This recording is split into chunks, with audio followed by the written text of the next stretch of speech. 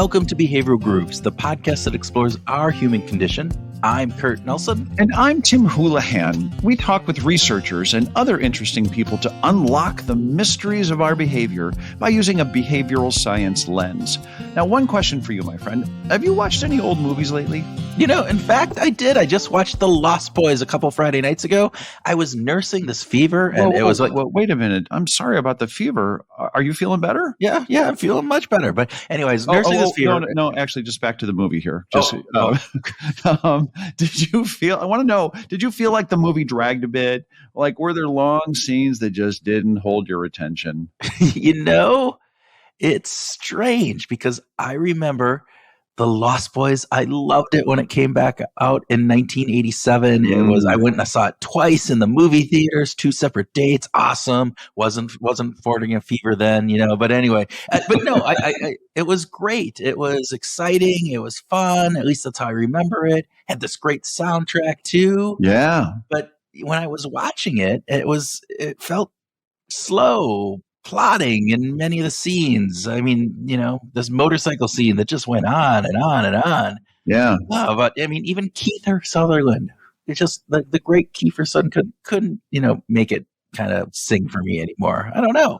Do you think that is because, maybe you just have become more accustomed to the way movies and videos are crafted today, with dialogue built around shorter sentences and more frequent cuts and much faster action? Definitely. It probably is. It probably played a role in kind of how I view that and other older movies, right? Plus, I'm just older. I'm sure that has something to do with it. Let's not dwell too much on that. I think our guest on today's podcast would agree, maybe not about the older part, but the fact that we are living in a world that is faster paced and filled with many more distractions. Gloria Mark is a psychologist. She is the chancellor's professor at the Department of Informatics at the University of California, Irvine.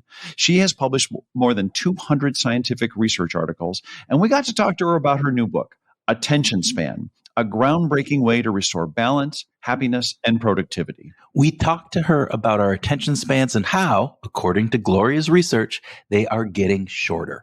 Like much shorter? And are we in the realm of that crazy meme about humans having a shorter attention span than a goldfish? Well, 2 things, Tim. First, yes, much shorter. Okay. Second, that goldfish meme, that's just crazy. It's silly, not based on science at all. But here's some interesting stuff. Gloria did research that measured how quickly someone would turn away from a main screen to look at an alternative screen. And she started this research, did the first one in 2004. And in 2004, the average time spent on the first screen was 152 seconds. Okay. A little more than 2 minutes, 2.5 minutes, right?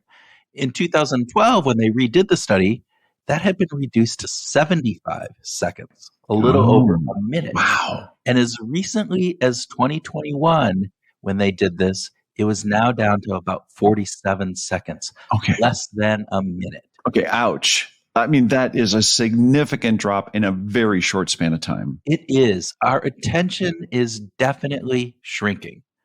Also, our discussion with Gloria covered how the world is putting more and more distractions in our way.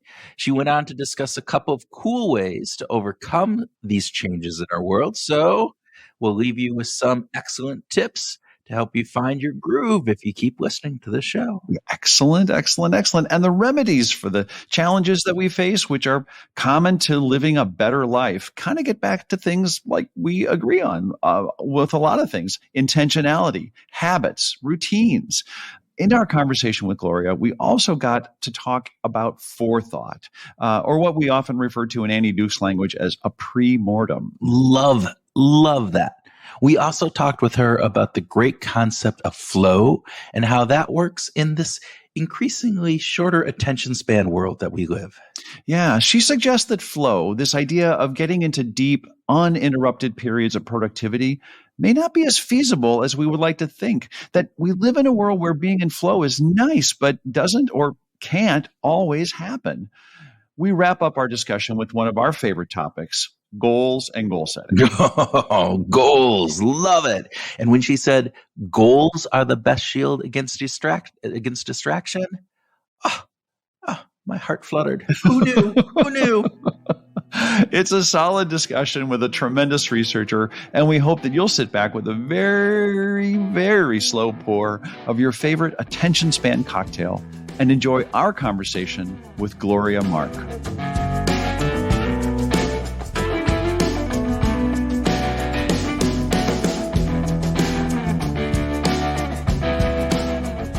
Gloria Mark, welcome to Behavioral Grooves. Thank you so much for having me. It's our pleasure. And we're most curious about, when it comes to attention, which is the best stimulant for focus and attention, coffee or tea? Well, I have to say tea because I'm a tea drinker. And I drink green tea. It has a little bit of caffeine, but it's enough to keep me going. And I can sleep better when I drink tea. Yeah. That's very important. Very, very important. We just had a sleep expert on, did some research on sleep. And so very smart of that. All right. Second speed round question, Gloria. Dinner with your favorite musician or your favorite artist?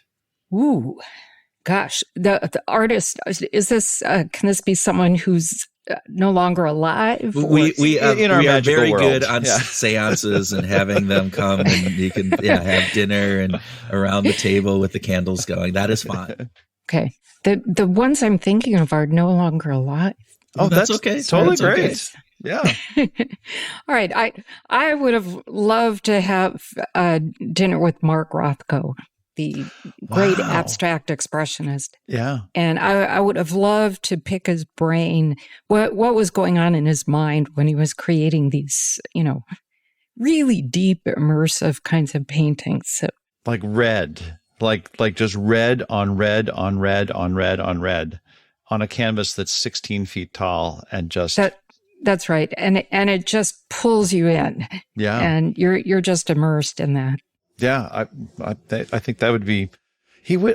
I don't know much about him as a person, so I don't know if he'd be a delight. If again we bring him back from the dead, and he's a great conversationalist or not. I also don't know, but at least I would have the chance to ask him. That's true. Very true. I like that. What were you thinking of when you did these paintings? Yeah, that would be a good question. You could actually be the interviewer in this case. Okay, speed round, of course, which is never really a speed round. On to the next question. Is it true that humans have a shorter attention span than a goldfish? No, unfortunately, that's not been shown to be the case. There's a lot of hype around that. I'm actually not sure how that original statistic came about, but no, that's been debunked. No. In one attribution, I saw that it came from a Microsoft study, and I was thinking, what in the world would Microsoft do with it? Why would they do that? It just seems so silly. Yeah, I had read that too. I don't know how that came about. I thought they were just looking at me and then saying, well, Kurt definitely has a shorter attention span than a goldfish. So, all right, Gloria, last speed round question. Is it true that we lose focus almost always because of external interruptions and almost never due to self-interruptions?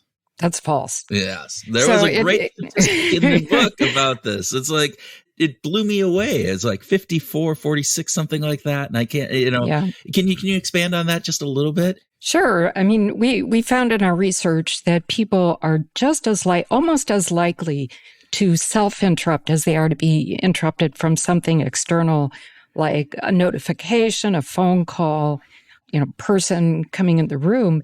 And, if you're observing someone and they're writing very intently in a Word document, and then suddenly they switch screens and they check email or they switch to check news. There's no external trigger that's making them switch. They just switch. And you see that so often. Could be a memory from inside of us. We remembered we have to make a phone call. Could be an urge, especially these days with the news, you just have an urge to see what new is going on. So there's a lot of reasons why people self-interrupt. Habit. Of course, people have developed a habit to do it. And it's associated with having short attention spans. It's as though we are determined to have short attention spans. and if we're not interrupted by anything external, we interrupt ourselves. I think that's just crazy. Yeah. And in fact, let me tell you a study we did where we measured external interruptions and internal interruptions. And we looked at each of those on an hourly basis with a group of participants whose interruptions we measured. We find that the amount of external interruptions a person experiences in the previous hour predicts their internal interruptions in the subsequent hour. So if external interruptions go down, actually internal interruptions go up the next hour. And that the way I interpret this is that, we're so habituated to be interrupted that if something doesn't come externally to interrupt us, we will go ahead and take the initiative and interrupt ourselves. Oh my gosh, this homeostasis component of the number of interruptions that we need to have. Oh, fantastic. Well, we're talking with Gloria about her new book, Attention Span, a groundbreaking way to restore balance, happiness, and productivity. And Gloria, can you help us just help our listeners understand what was the impetus for you, an artist turned researcher, after 20 years of publishing papers, to write a book on attention span? Yeah, so I had been presenting this work in academia for a long time. And also from time to time, I had presented it to general audiences. So people who were in human resources or people in management and companies. And, people were really interested in the science behind it. So I realized that it, would be probably a good idea to get this out for a more general audience beyond academia. Yeah, so I began trying to, I would say, to frame the work, all the 20 years of work into a story about our attention, right? That can explain how we've changed in the digital age. And it was also on a personal level, it was also an opportunity for me to go back over my research and to try to make sense of it and try to, put it into a more coherent narrative about, what's been happening with our attention. We think you did a great job because we actually think that this could make our top 10 books for the year, that this is just a really fantastic read, and want to encourage our readers to nab this. Why do you think we need to pay so much attention to attention? It's because it's such a scarce and precious resource. Yeah. We use attention for almost everything we do, right? You pay attention in conversations right now. We're all paying attention. You pay attention to read, to learn something. You pay attention in the environment when you walk outside in nature. So, attention is the way we bring in information from the world. Yeah, it wasn't it Danny Kahneman that said something along the lines of, there's nothing more important than what we're focusing on, and I'm paraphrasing, at that moment, that it seems like it's a pretty critical thing for us to at least be aware of, right? Yeah. The psychologist William James, who's known as the father of psychology, says, we pay attention to what we're interested in. So it's our attention is very goal directed. So if our goal is to finish writing this report, that's what we pay attention to. If our goal is to find out the latest news, we switch to the news. So as our goals change, our attention is directed in different places. I love that. You bring up a number of myths in the book about attention. And I know this is like asking, what's your favorite child? But if you had to pick one of those myths, in your opinion, is one more prevalent or more ingrained in our psyche than others? What's the myth that, just outside of the that we have a attention span less than a goldfish. Is there one that stands out for you, or your top two, maybe, if we wanted to go there? So a myth that I think is pretty common is the idea that people should try to achieve lengthy periods of focus, nonstop, endless focus. If you were to Google this, you're going to see all kinds of companies and consultants that claim to have strategies for enabling people to have, periods of nonstop focus. It's not humanly possible for people to have nonstop extended periods of focus. Why? Because we have these limited cognitive resources or attentional resources. And, think of it as a tank, right? You might start your day with a full tank of resources. Maybe if you had a really good sleep, you're starting your day with a full tank. And things we do throughout the day drain these resources. And one of those is focus. Why? Because focus involves effort, mental effort. Mm-hmm. And, there are other ways of being engaged with our attention, what I call rote attention, where you're paying attention to something, but it's kind of easy, looking at social media, playing simple games, people who knit, you're engaged, but it's very easy. Sure, we can do that for lengthy periods because you're not using cognitive resources. But the idea of expending the resources and, focusing hard, we can't do that for a lengthy period. What happens instead is that we see rhythms of focus. Sometimes people can have a peak focus period, and then they go into a valley and then another peak. And that corresponds to the ebb and flow of the cognitive resources that we have available. Is there a typical rhythm that people tend to fall into? I know obviously there is differences between individuals and contextually based, but is there a standard or a normal rhythm that we tend to fall into? So what we've found from studying information workers or knowledge workers is that the people in our sample showed 2 periods of focus. One was mid-morning on average, another was mid-afternoon. So it's interesting. People come into the office, they don't immediately get ramped up into a state of focus, but they do smaller kinds of tasks. And it seems like they ease up into a period of focus.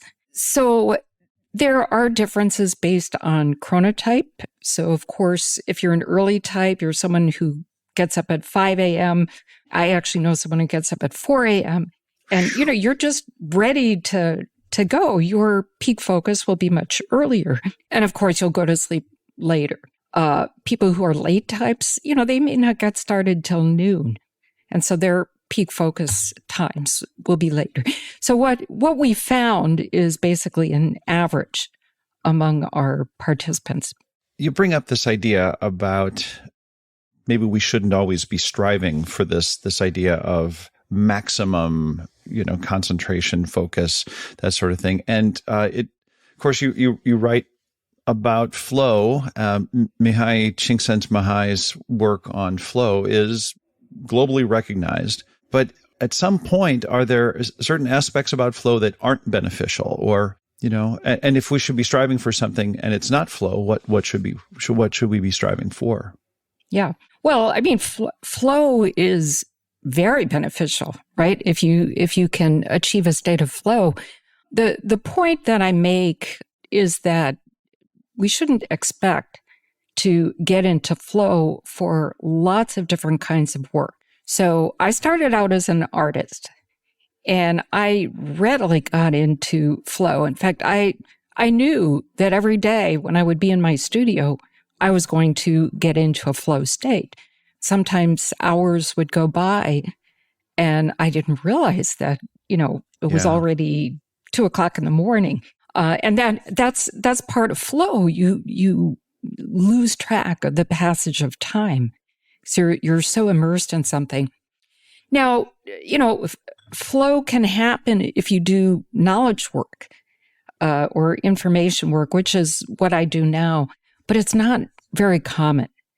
And so in talking with a lot of people who do knowledge work, who use their devices, much of the day in doing their work, we can't expect people to get into flow because they're doing more analytical kinds of thinking. It doesn't mean it's any less rewarding. It's just as rewarding. It's just a different kind of experience that people have. And so if you want to achieve flow, you can do it with a hobby, you can do it with sports, playing music. And remember that flow is really a combination of using skill and being challenged. So if you're using your skill, let's say you're a tennis player and you're playing someone who's not very good, so you're not really being challenged, you're not going to get into flow. But if you're playing a competitor at your level and you're really, using the optimal level of skill, yes, you can get into flow. So it's important to consider that a lot of people might claim that, watching a YouTube video, you get into flow. No, you're not using your skill to do that. You're engaged. You're very engaged. And it's probably very easy, to watch something very entertaining, but you're not in a state of flow. Yeah. I think it's interesting as well, because you mentioned this earlier, you go out and you Google attention and you find all of these resources and people out there saying, we can get you in paying attention for 10 hours straight, 9 hours straight. And I think the same thing is about flow. Like, oh, we just do these 3 things and you will always get into flow. And I think it leads to an aspect of these expectations that I'm not getting into flow and I'm doing something wrong. And what I think you point out very nicely in what you just said, but also in the book, is that we shouldn't always be striving, because some of the tasks and jobs that we do aren't necessarily built to get us into flow, nor should they expect to always be into flow. Am I misquoting you there or misstating that? No, that's exactly what I meant. And I also want to stress that it can be a very rewarding experience to do something that's not in flow. I mean, if I'm writing something and I have to really carefully consider the language that I'm using, and I go back and forth from using a thesaurus to, reading other things, I'm really using analytical thinking. And then when I finish, I feel very rewarded, but I'm not in flow when I'm doing that. It's a very different experience. I love that. And that's okay. It's okay. It's okay. That's not a bad thing. Getting back to this idea of the self-distractions versus the external distractions, there are some things that are impacting our attention span outside of us, these external things like film and TV effects, right? That there are some broader environmental issues that do impact our attention span. Is that a fair statement? Yeah. So, I looked into the history of film and TV shot lengths, and I found that these decreased over the years, and they now average about 4 seconds. They didn't. In fact, when TV first started, they would have these long takes, right? But now it averages about 4 seconds. Commercials are even shorter. In fact, length of commercials have decreased. It's not uncommon to find 6-second commercials. They seem to have very similar kind of impact as longer commercials, which of course cost more money to present. But people spend a good amount of time in front of screens. Americans average about 10 hours a day on a screen. Oh, wow. Part of it is computers, and part of it is phones, part of it is a TV screen. And so the fact that we experience these really short shot lengths has to reinforce our short attention spans. If you watch YouTube, the whole aesthetics of YouTube is around the idea of cutting out pauses using jump cuts, so you have really abrupt changes, because it's believed that that's what's going to keep our attention, right? So I also want to emphasize that I can't say causality. I can't say that these short film and TV shot lengths cause our attention spans to be short. What they might be reflecting are the TV and film editors' intentions of how they can design film and TV to keep our attention. Maybe they believe these shot lengths have to be changing so rapidly to keep our minds engaged. Or maybe they're influenced by their own short attention span. So we don't know, but people are exposed to this. And if if you're watching TV, turn the volume down, and then you really notice. Oh yeah, these shifts. Wow. And if you ever have the opportunity to watch a blockbuster film like Michael Bay's films, you will really notice the abrupt changes. Yeah. So I find it fascinating because a couple of things that you mentioned there. One is I made my kids, who are 17 and 13, watch, I can't even remember what the movie was. It was from the 70s. And they were just bored. It moved way too slow. The long Jaws. It was Jaws. And I'm like going, Jaws. They were bored with Jaws? They were bored with Jaws. And I was like going, how can you be bored? And it's like, well, because if you think about Jaws, there's long scenes of just the ocean and nothing is happening and all of these different things. And so it really resonated when you said that and wrote that in your book. And then the other thing I'm realizing about myself is you talk about advertisements and you're watching a video on YouTube or on a streaming service where they have those advertisements that come in. And if it's longer than 6 seconds, I am really impatient. I was like, I will wait the 6 seconds for that commercial. But man, if you go 10, it's like I'm trying to pass that, play. And I don't have the patience anymore that I think I maybe used to. I don't know. And I have no question in that, but it was just a statement. So yeah, it's not just when we're on our computers that our attention spans are short. But, I feel that our attention spans are reinforced by so many other things in our environments. Yeah. I wanted to jump to something that you talked about in the book called semantic memory and how it can help us better understand our distractibility. And you use I'm just going to use this as a shameless plug because I've recently become a fan of Bertrand Russell. And you use him as this great example of illustrating the point of joyous associations found in our semantic memory. So we don't have to talk about Bertrand Russell, even though I'd love to spend an hour on that. But tell us about semantic memory, if you would, Gloria, and why this is important. Yeah, so let me actually start off by talking about the person whose idea pretty much triggered the design of the web, and that was Vannevar Bush. And he was director of the Office of Scientific Research. And in 1945, he was running this huge organization, about 6,000 people.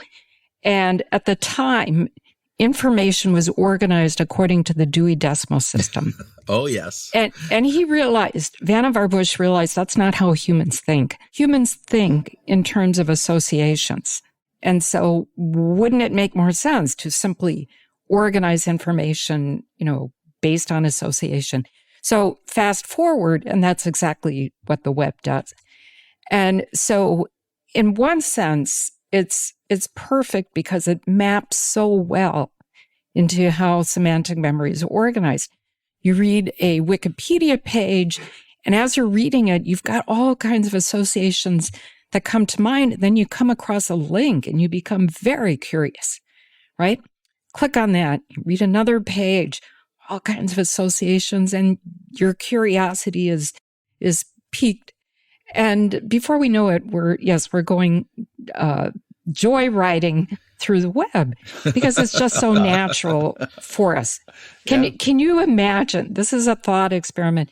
Imagine if the web had been organized in a hierarchical fashion like the Dewey Decimal System. No, I can't imagine that. How could we find information, right? But that's how it used to be, right? But now, it's just too easy, in fact. So semantic memory, then, how does that bring that back into play? So because that's the semantic memory is how our minds are theorized to be organized in terms of associations. So, and there's decades and decades of research into it. So certain things, if you've just encountered a concept, that's going to be in the forefront of your memory. That will be what you recall sooner. And so when we're on the web and you're reading something, those concepts will be in the forefront of your mind, and we make associations very naturally. It's just natural associations that we make between them and a host of other things. And, that's why sometimes you might have had the experience, if you're surfing the web, you read something and it brings a new question to your mind. Mm-hmm. And you can easily access it. You ask that question, immediately you get an answer, and then it brings to mind new questions, new associations.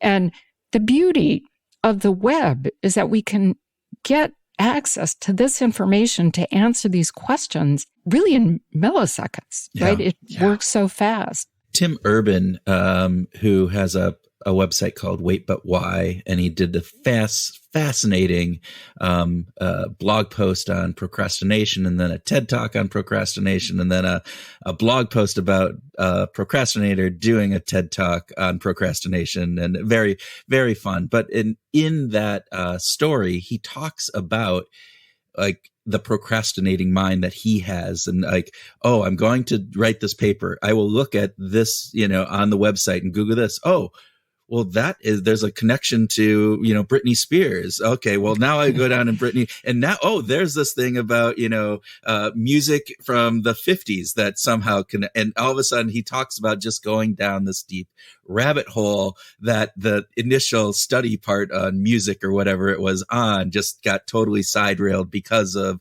the way that you just described the web. And I love that, because I think it describes so many of us when we are trying to focus, trying not to be distracted.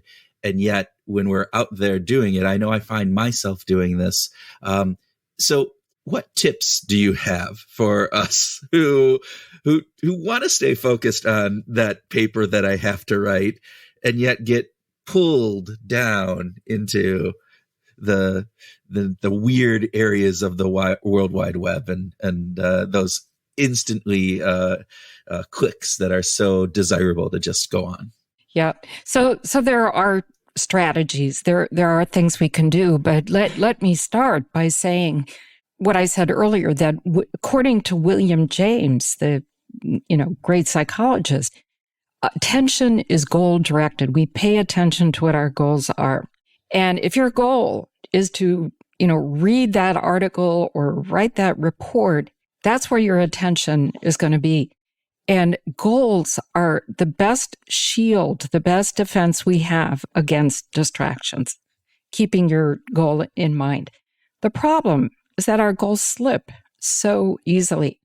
I did a research project with colleagues at Microsoft Research, and we asked people two very simple questions at the beginning of the day.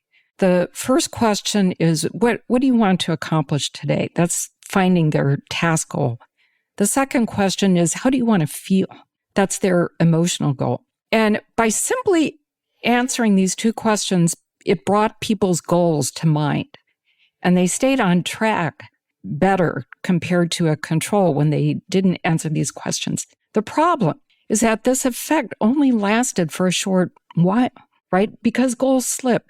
It's our minds are so dynamic. The environment is so dynamic that it's really important that we have to keep reminding ourselves of our goals. Whatever it takes, it could be, imagine having an agent that prompts you regularly throughout the day, or even writing down your goals. visualizing. In fact, related to visualization, one of the things we can do is practice what's called forethought. And forethought is imagining how our current actions are going to impact our lives in the future, our future selves. So imagine at the end of the day, right? Where do you want to be at the end of the day? You want to be relaxing. You want to be feeling fulfilled and rewarded. You want to be sitting on your couch reading your favorite book and having a very concrete visualization of your future self can also really help you stay on track. It's good motivation for that. This, of course, makes me just think about Kurt and I have been reflecting on our past self versus our future self. You started your educational career in art. And could you have ever imagined a future self that is in the state that you're in? Or did you?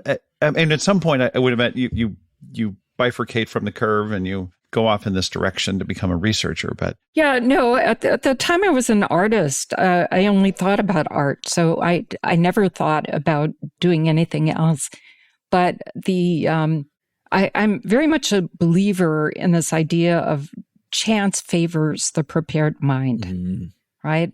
And I think Louis Pasteur is the one who came up with that. And, if you have radar up for opportunities, right? You can be flexible, you can be agile. And, there was a point when I was doing art where I realized it's really tough to make a living at this. Yeah. So I've heard. And the musician in Tim says, yes. Yeah. And so I realized that, there's a lot of other things I'm really interested in, things that I can do, among them, science and math.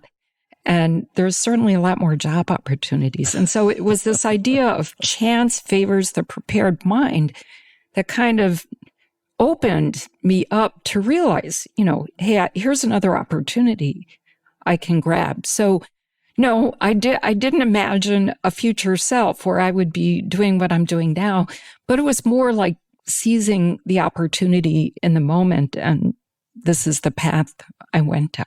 Okay, Gloria, I'm going to have to do a weird transition here, but based on that, then it wasn't foreordained that you became a researcher, that you'd had some free will in this ability to do this. And I'm asking that because you have a whole chapter in your book about free will, agency, and attention. And so it's a kind of a leap there, but tell us about why would you put a chapter on free will in a book about attention?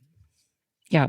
Well, of course, free will it's a hot issue, yes. Lots of debate about it. There are arguments, of course, for determinism, arguments for free will.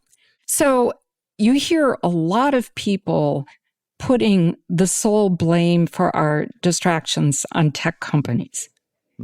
And I don't want to say they're not to blame. Of course they're to blame, right? Algorithms are to blame. I write a lot about algorithms, but it's not the sole reason. If we're really honest, it's not the only reason why we're distracted. The reasons are far more complex. Mm-hmm. There's many more reasons. If it were solely tech companies and their algorithms, it's like we're pawns. Like we have no agency. It's like we're in a pinball machine and our minds are just being, jerked around from one site to another site. And I don't believe that is the case. I do believe that people can have control, can have agency over their attention. There are individual differences, for example. Personality can play a role. People who tend to be neurotic, which is a personality trait, have a much harder time paying attention, right? People who score high in conscientiousness and low in impulsivity, it's a lot easier for them to have self-regulation. This is independent of, tech companies and their intention to hijack our attention. So I do think people have the ability to be able to gain agency or control over their attention. So there is free will.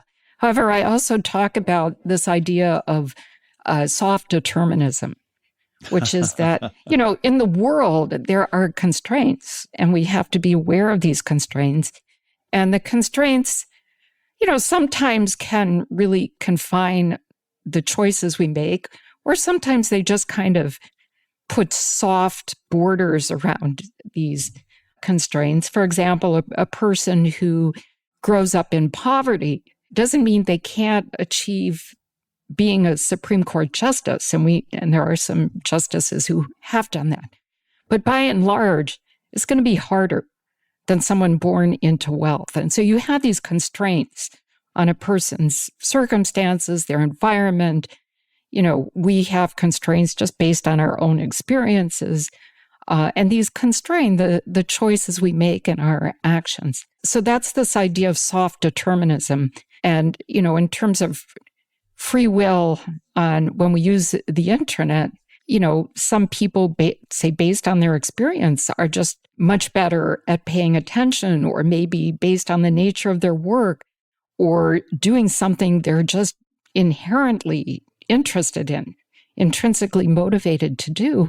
It'll be a lot easier for them to pay attention, irrespective of algorithms and notifications. I'm going to try and do another segue here because I'm curious I'd like to see if we could talk a little bit about music, because you gave a great story about Barry Lazarowitz, the super talented drummer, worked with rock bands in the 70s and 80s, even through recent years, I understand he's been working. But in your chapter on distractibility, you talked about rhythms. And so you went to Barry, you actually interviewed him to find out about rhythms, which I think is just novel and charming, because that's what he does. He creates rhythms. What did you learn about rhythm from a rock drummer? Yeah, so I wanted to speak to someone whose whole life is about understanding rhythm. So one of the things I learned is how rhythm is just inherent. It's an inherent part of ourselves.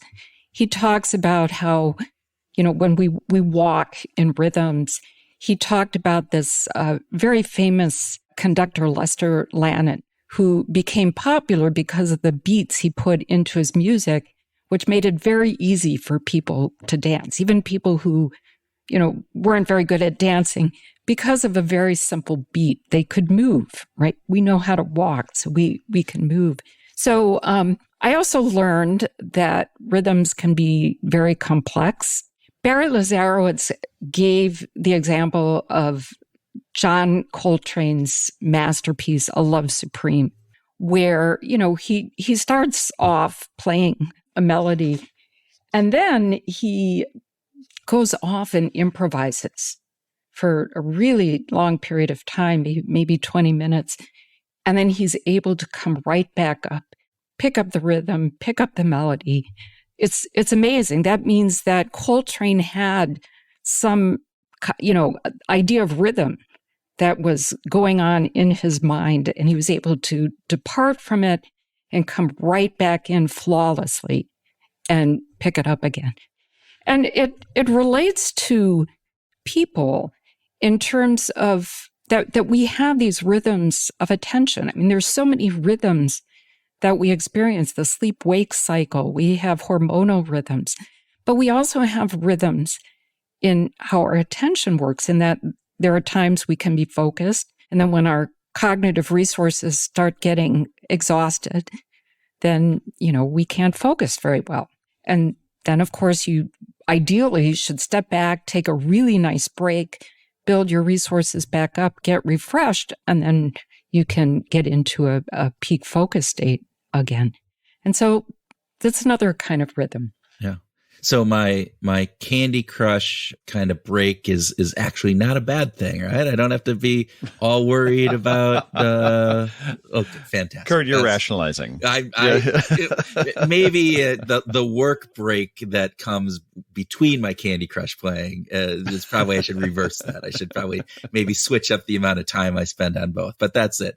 And Tim, I know you are itching to even get more and more into some music here, so I'm gonna turn it back to you.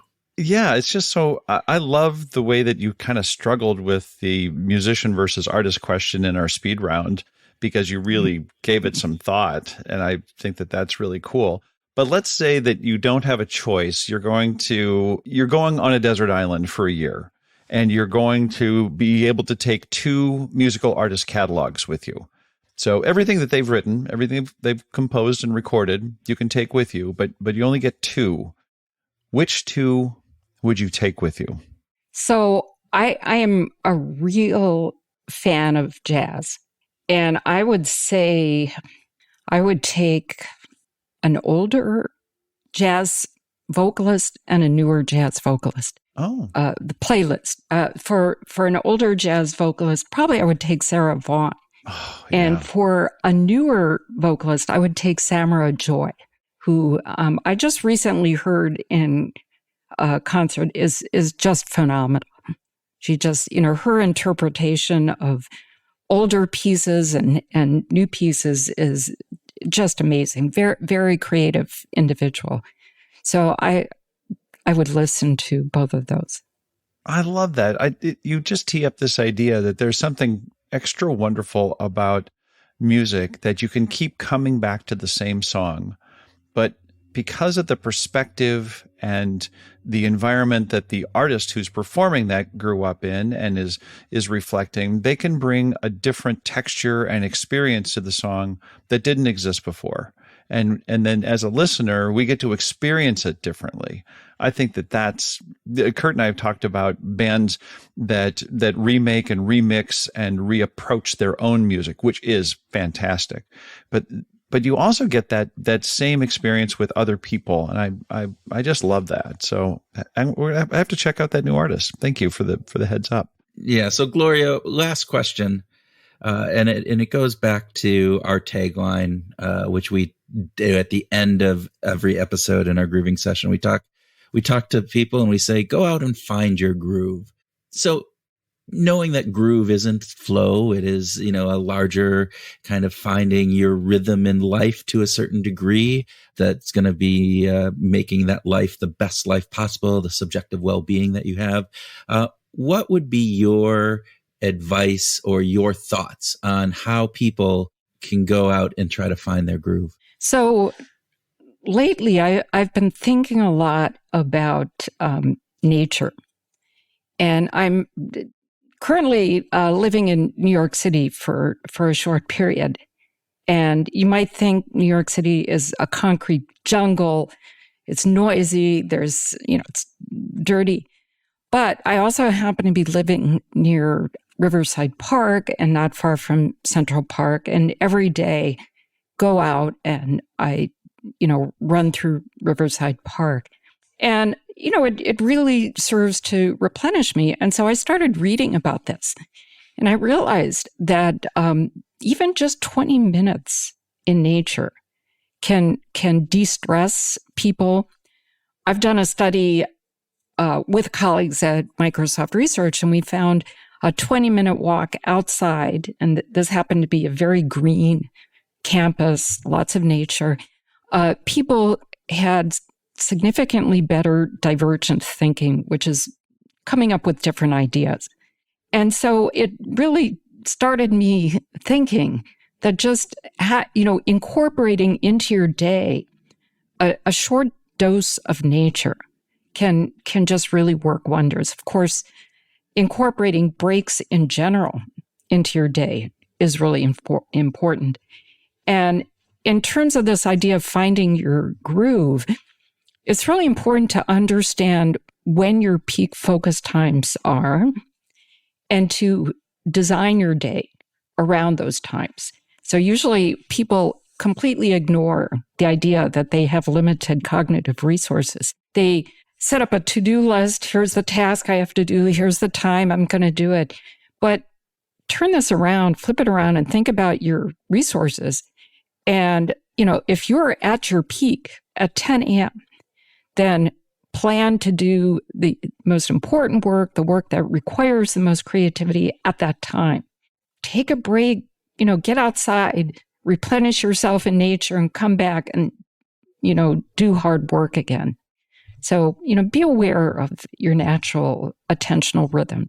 Oh, that is absolutely fabulous. And Tim, we're going to have to groove on a lot of that, because I'm just thinking, all of the researchers that we love, Danny Kahneman and Tversky, and they talk about like a lot of their breakthrough ideas came when they would go for a walk out in, by Stanford and different things. George Lowenstein talks about this of, he bikes into work every day, and kind of just being out in nature and just having that is so, I think, overlooked by a lot of people. I'm too busy. I don't have time. I can't take 20 minutes to go outside. I need to get this done. And what you're saying, I think, and what we've heard from others is that no, actually taking that 20 minutes is actually going to enhance your productivity afterwards. It's going to de-stress you, as you've talked about, all of those fascinating things. So when we get ourselves exhausted, we get ourselves into a kind of negative spiral. There's a part of our minds called executive function, which basically is, think of it as the CEO of your mind. It helps you select what to focus on, helps you filter distractions.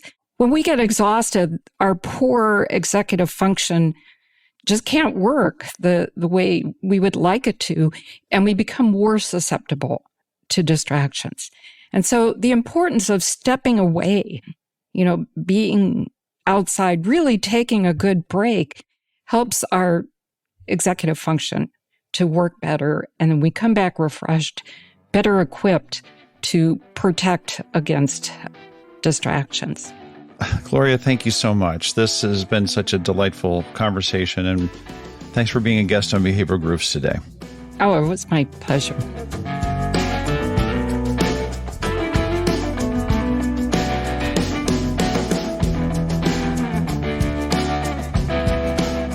Welcome to our grooving session, where Tim and I share ideas on what we learned from our discussion with Gloria, have a free-flowing conversation, and groove on whatever else comes into our fully attentive brains. We are just so fully attentive right now, Tim. Right now.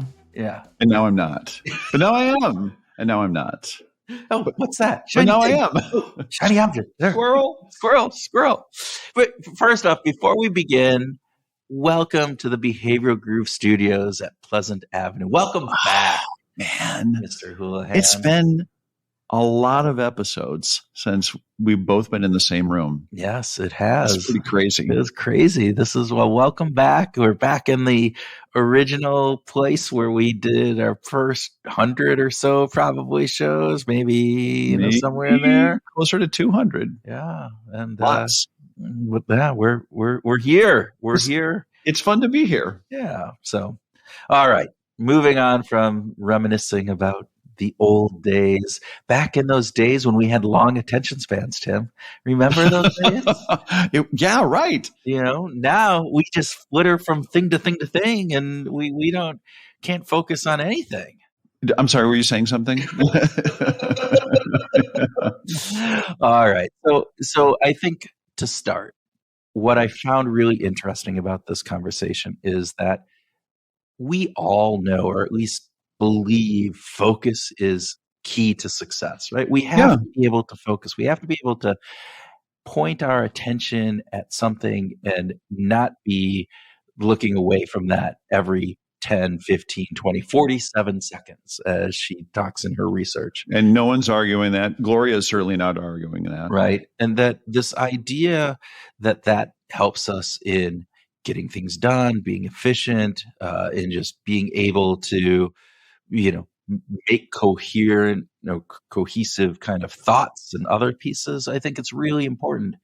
And then this idea, though, that, man, we are not as good at attention as we used to be, and that there are all of these things that are pulling at us, distracting us, phones, billboards, internet, the way that movies are designed today, all these things, that the friction to distraction has been decreased.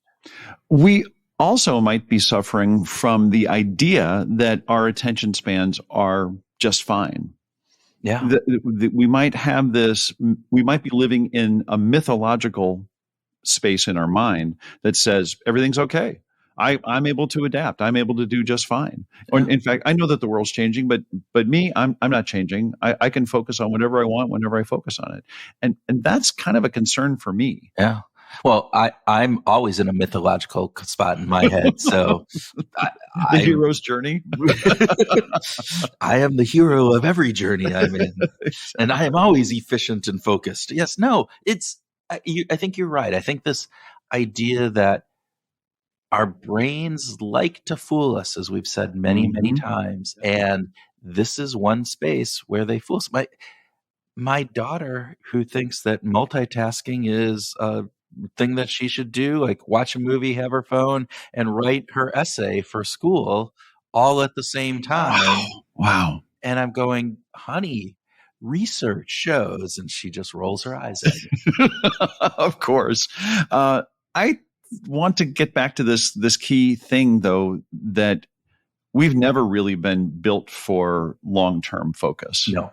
That there's not a good evolutionary story around having focus for hours and hours. Right. And Gloria talks about that. She talks about that in her book. And I think she talked about it in our conversation that, look, 90 minutes is typically kind of a pretty long focus. That's session. A long time. Right. But after that, we need a break. Right. This goes back to this flow piece. And I loved her conversation. How, she started off as an artist. Right. So she goes, it could easy to get into flow when you're an artist. It's the stuff you love. It's challenging. It's all the things we've talked about flow in the past. Right. You have a challenge. It's just above. It's not too far challenging, but it's not boring. It's something that interests you and all that.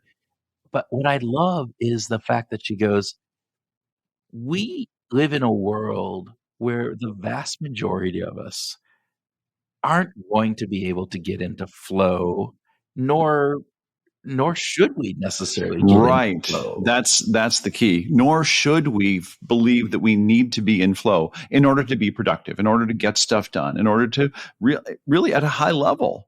We don't necessarily need to actually have that sort of mythical state. And God love the work that Mihai Csikszentmihalyi created around flow. It's fantastic.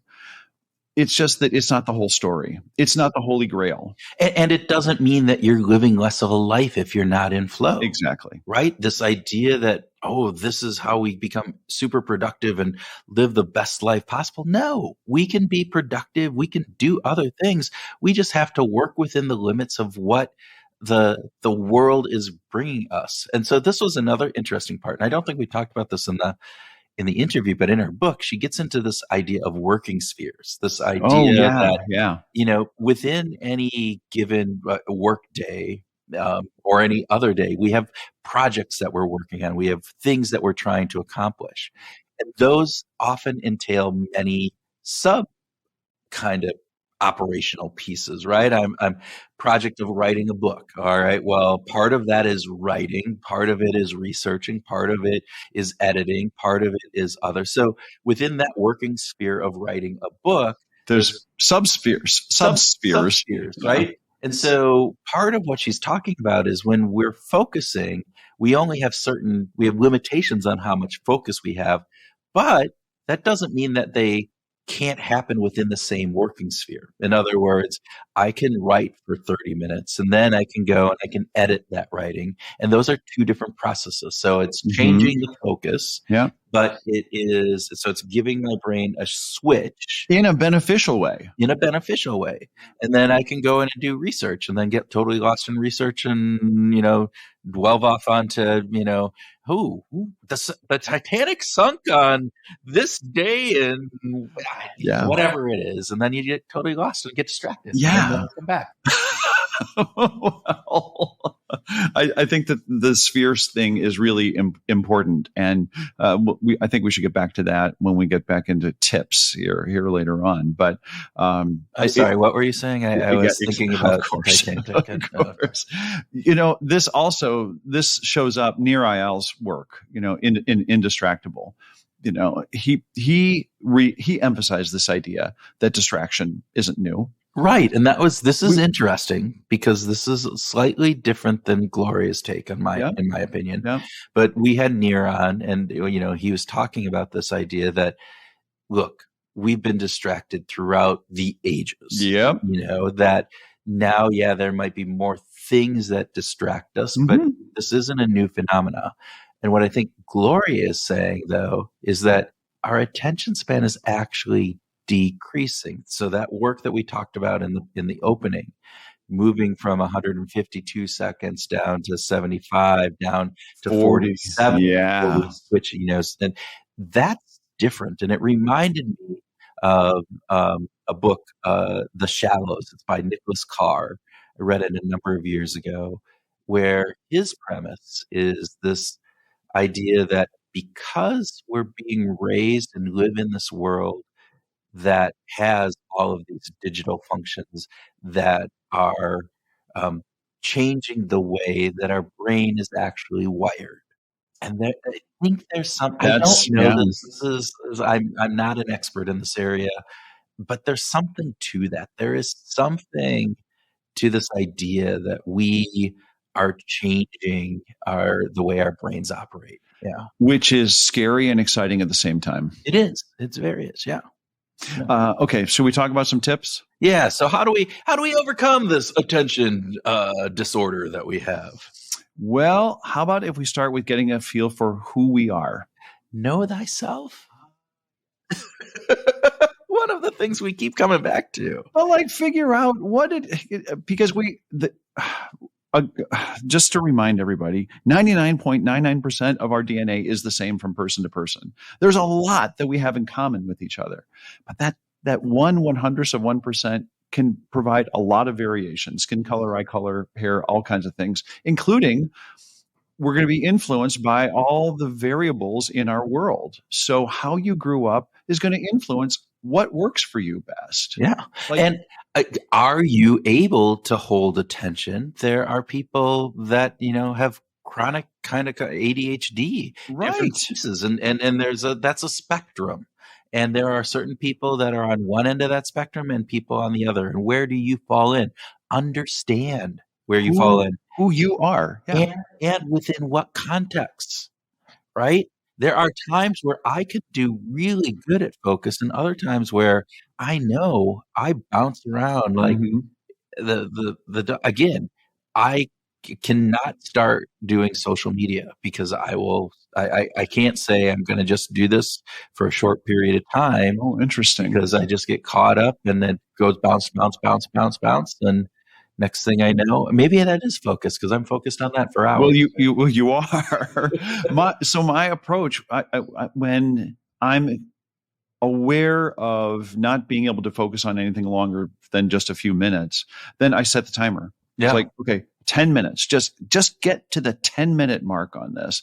And just get to 10 minutes. If I can just get to 10 minutes, then I'm on to something else. Then I can click the repeat, start another 10 minutes and go to something else. And that helps. I can be more productive. And when I'm really in the flow, then I'll set the timer for 60 minutes. Yeah. Because you got to get up, you got to move around, I need to change my view, my focal plane. Yeah, I mean, there's research even just saying take a look, 20 feet away as opposed to looking at your screen. Do that every, what is it, 20 minutes, right? Maybe it's 20 minutes, look yeah. 20 minutes, away. So there are lots of those habits, those routines that we can do. Setting up specific timers, like you said, making sure that you are in a certain room without distractions. If you can, if that is a piece, right? Set aside a certain work area that has limited availability. make sure that you have a room where you go to focus in on the certain things. George R.R. Martin, Game of Thrones. Oh, yeah. He writes on this old Commodore computer. He writes his books because it doesn't have internet.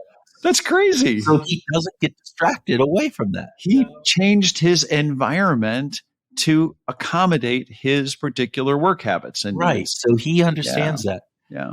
One other piece, and this is the piece going back to what Gloria said, that goals are the best shield against distraction. Love that. So yes, one tip is like, but the thing is, and I think this is important, is that those goals have to be top of mind, that they cannot be, that goal that I set at the beginning of the year and it's now November and I'm trying to remember what it was. Well, that's not helping me in my focus unless I keep remembering that goal and taking those larger keystone goals, as we call them when we do Brain Shift and some of the other work that we've done on goals, and translating those down into those weekly and daily tasks. And as Gloria talks about, we have task goals and emotional goals, and both are important, but they have to be top of mind. So how do you set those up?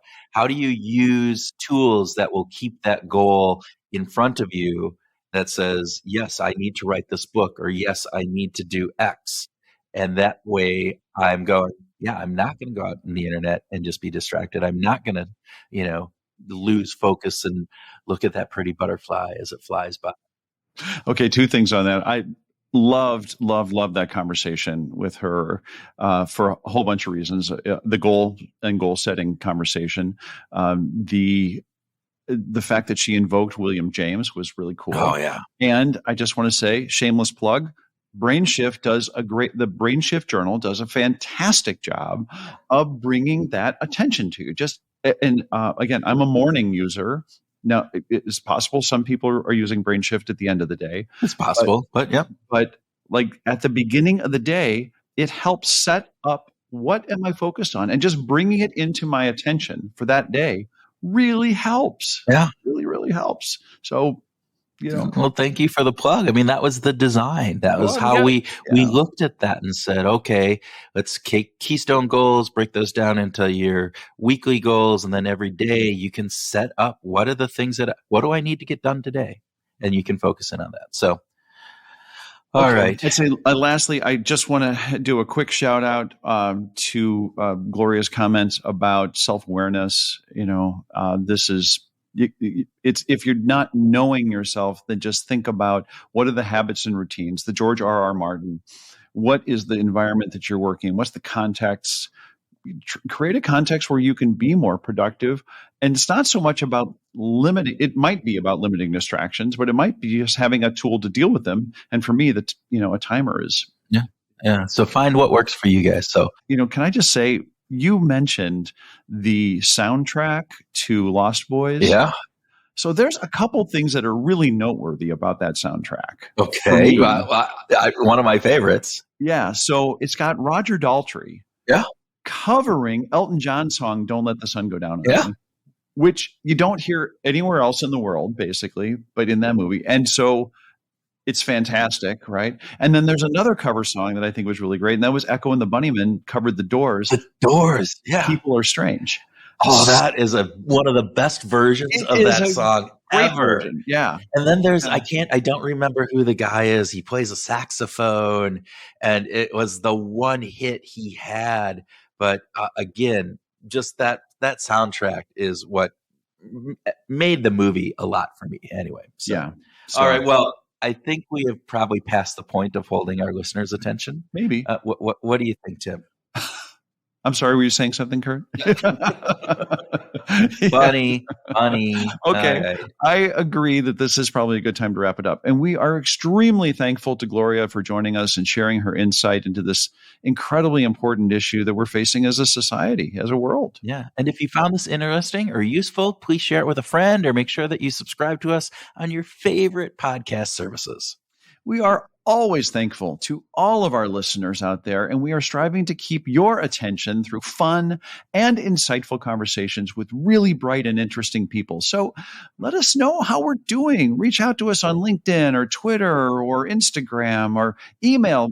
Just email me. Send me an email, Tim@Behavioral Grooves. Not a super difficult thing. Just send me an email. Let us know. There you go. Yeah. Send that email to Tim, not me. Send it to Tim, because my attention span, I'll forget about it. He's good at that. So with that, we hope you are paying attention this week to how you can go out and find your groove.